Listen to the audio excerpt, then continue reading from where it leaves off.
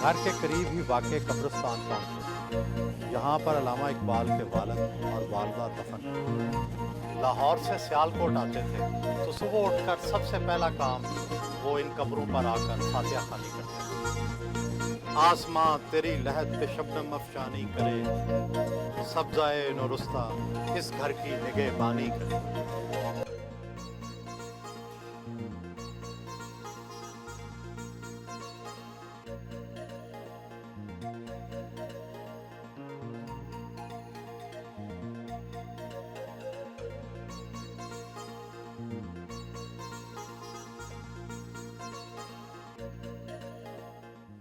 ये वो झूला है जिसमें अल्लामा इकबाल अपने बचपन में खेला और सोया करते थे, और यही वो घर है जहाँ उनकी वालदा इमाम बीबी ने उन्हें पहले सबक दिए होंगे और फिर उन्होंने बड़े सग़ीर के मुसलमानों के लिए इसी झूले से सुहाने ख्वाब देखने का आगाज़ किया होगा।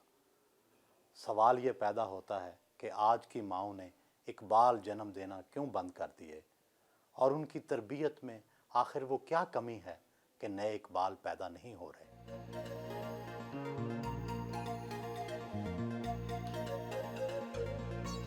इकबाल मंजिल में मुतालिया के इस कमरे में शायद 4 साल 4 माह के इकबाल ने पहली बार अल्फ पर उंगली रखी होगी, और फिर किताब के औराक से मोहब्बत उनकी ज़िंदगी भर का खासा रही।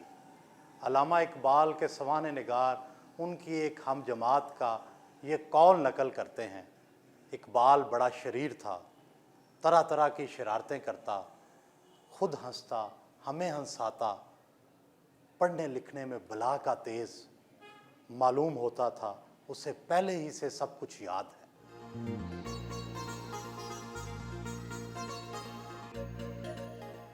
अल्लामा इकबाल के बारे असी मैं इतना ही जानता हूँ कि वो हमारे कौमी शायर थे, और हम पेशावर से सिर्फ़ ये दिल में इश्तियाक था कि उनकी जाए विलादत को जाकर देखें जहाँ वो पैदा हुए, और इतने बड़े कौमी शायर की इस जगह पर आकर हमें वो दोबारा से वो एहसास हमारे दिल में जागा कि हकीकत में उनकी जो यहाँ पर रहन सहन था, उनका जो तरीक़ाकार था, उनके जो रहने के तरीक़े थे, वो याद दोबारा से ताज़ा हो गई कि वो किस तरीके से यहाँ रहे होंगे।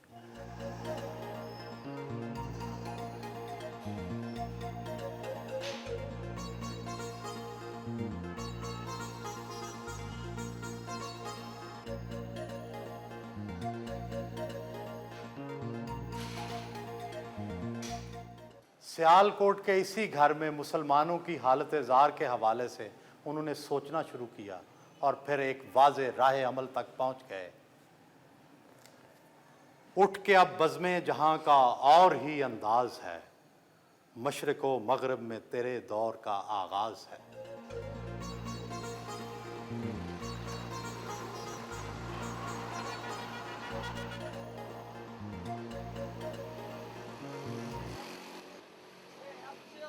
घर के करीब ही वाक़ कब्रिस्तान पहुँचे।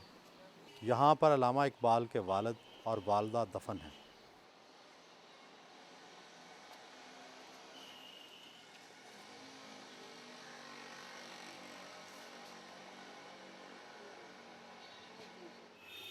अपने वालदैन की वफ़ात के बाद अल्लामा इकबाल जब भी रात की ट्रेन से लाहौर से सियालकोट आते थे तो सुबह उठकर सबसे पहला काम वो इन कब्रों पर आकर फातिहा ख़वानी करते थे, और फिर माँ और बेटे के रिश्ते को उन्होंने इन अशार से लाफानी बना दिया।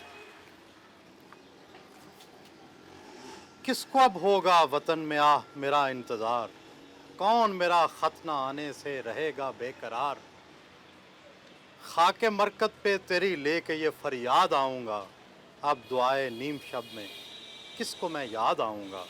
तरबियत से तेरी मैं अंजुम का हम किस्मत हुआ, घर मेरे अजदाद का सरमायाए इज़्ज़त हुआ। और फिर ये आखिरी 2 अशार, मिसले ऐवान सहर मरकद फरूज़ा हो तेरा, नूर से मामूर ये खाकी शबस्ता हो तेरा। आसमां तेरी लहद पे शबनम अफशानी करे, सब्ज़ाए नुरुस्ता इस घर की निगहबानी करे।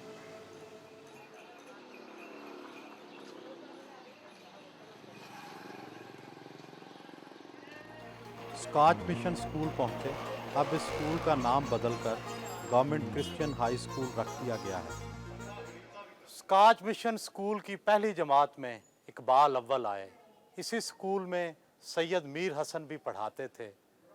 उस्ताद और शागिर्द का रिश्ता इतना मजबूत हुआ कि जब अल्लामा इकबाल को सर का खिताब मिलने लगा तो उन्होंने गवर्नर पंजाब को कहा कि मेरे उस्ताद सैयद मीर हसन को शम्सुल उलमा का खिताब दिया जाए तो तब मैं सर का खिताब लूँगा।